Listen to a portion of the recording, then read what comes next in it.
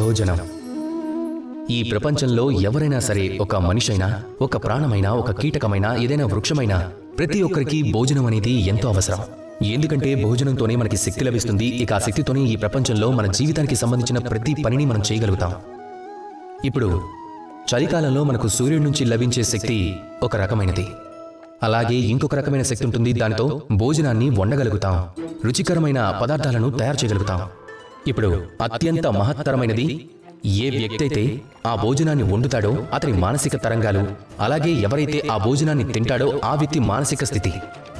మీరు భోజనాన్ని వండేటప్పుడు చాలా ప్రేమతో ఆ పనిని చేయండి, మంచి దృష్టితో, మంచి ఆలోచనతో చేయండి. ఎందుకంటే మీ మానసిక తరంగాలే శక్తిగా మారి ఆ భోజనంలో నిక్షిప్తమవుతాయి.